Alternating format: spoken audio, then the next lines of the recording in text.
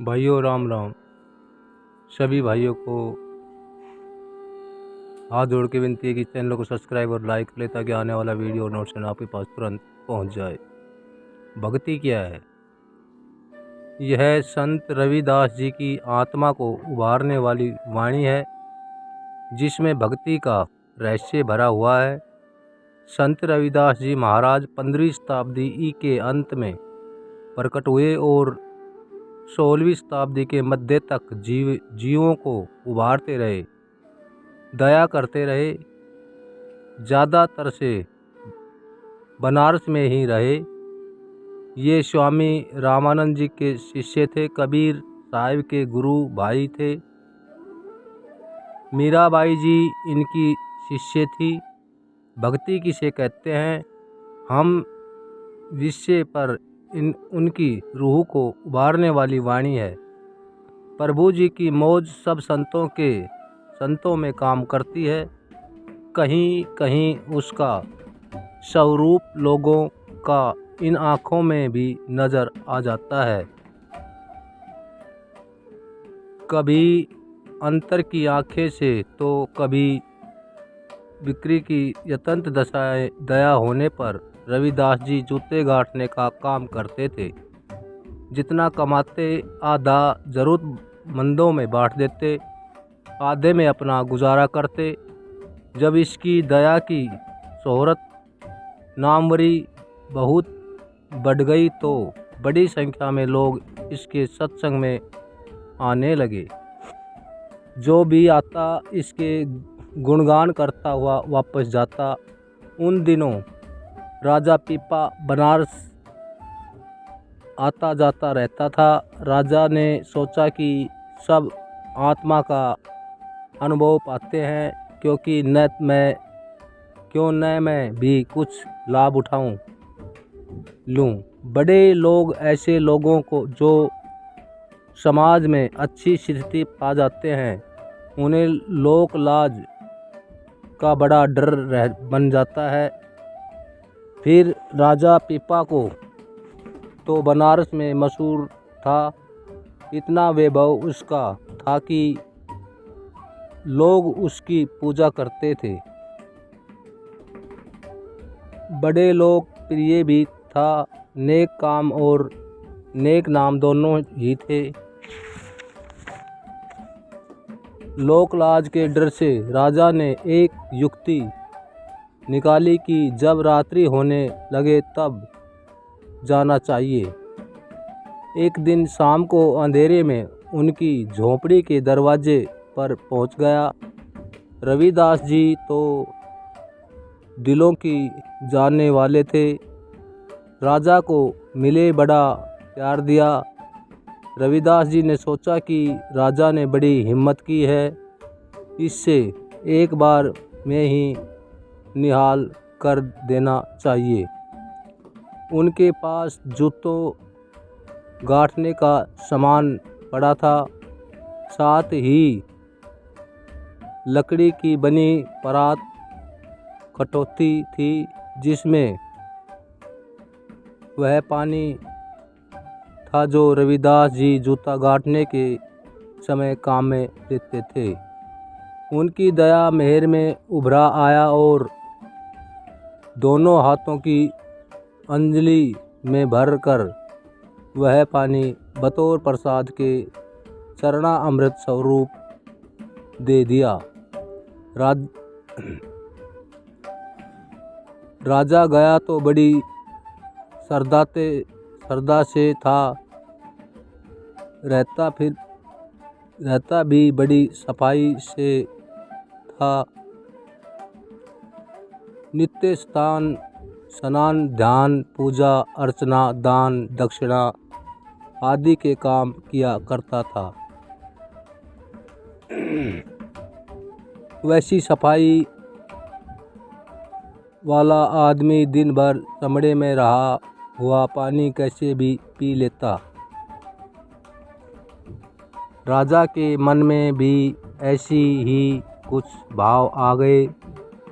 राजा की अंजलि में पानी था। सोचने लगा, इसे फेंकना तो ठीक नहीं है। अंधेरे का समय तो था ही, पीने के बहाने हाथ मुँह तक ले गया, होठों को बंद रखा और चरना अमृत आस्तीन में बहा दिया। राजा लौट गया। राजा विश्वास, श्रद्धा और भक्ति के स्थान पर मन के कहे में आ गया और रूहानियत की इस निधि को खो बैठा। घर जाकर तुरंत धोबी को बुलाकर कहा कि कीमती बना है, कपड़ा है, तुरंत धो डालो ताकि दाग साफ हो जाए। धोबी ने अपनी लड़की को कपड़ा धोने के वास्ते दिया। लड़की ने उजाले में देखा कि कपड़े में चमड़े के पानी के गीले दाग हैं। उसने दाग वाला भाग मुँह में चूसा। चूंकि दाग गीले ही थे,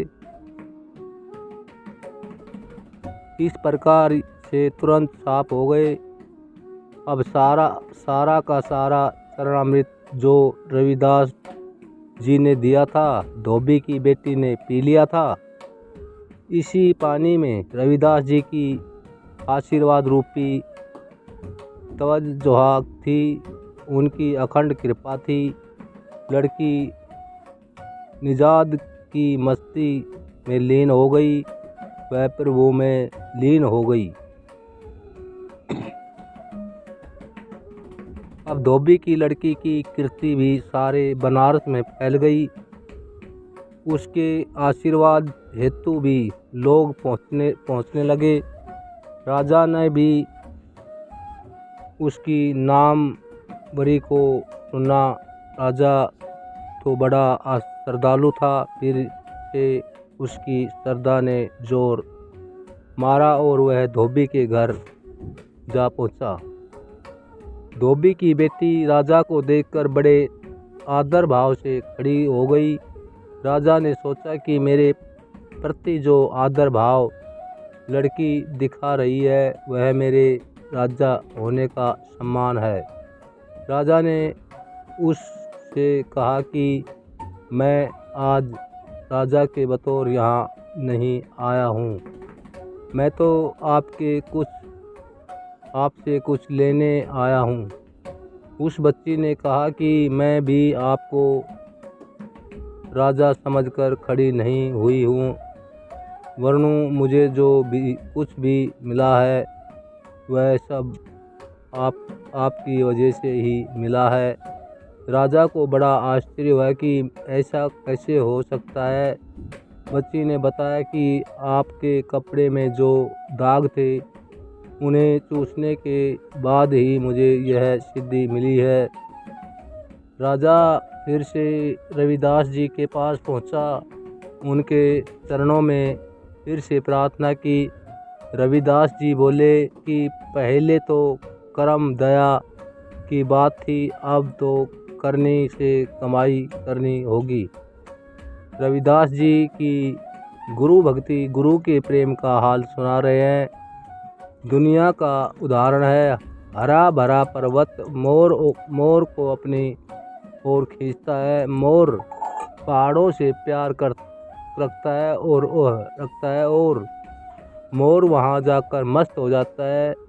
मसूरी के पहाड़ पर हम जाएं तो वहाँ बादल तैरते हैं। बादलों को देखकर मोर नाचता है और मोर और पर्वत रंग में रंग गए हैं। वहाँ की हरियाली और पेड़ों का भी वही रंग है जो मोर का रंग है। रविदास जी फरमाते हैं, आपका और मेरा रंग भी एक ही है। दोनों सचेतन हैं, पिता पुत एक के संग लीने। गुरु अर्जन साहिब फरमाते हैं कि अंतर की ज्योति और ऋतु का अनुभव आत्मा को निवारो मस्त कर देता है। शिष्य को हमेशा हमेशा गुरु की याद रहती है, उसकी ही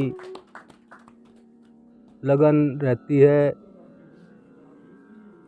वजूद साकी मीरा यारे न बासद, गुरु के सिवाय मेरा कोई मित्र नहीं है। वजूद इश्क का मेरा कार्य न बासद, शिवा प्रेम के मुझे कोई कार्य नहीं है। संत दर्शन जी महाराज संसार के माया में हैं, दो रंगी हैं। हर दोस्त के चेहरे पर सौ रंग नकाबे हैं। बच्चे अपने चेहरे पर बंदर भालू और आदि का लगा मुकुट लगा लेते हैं। सारे लोग का भी यही हाल है।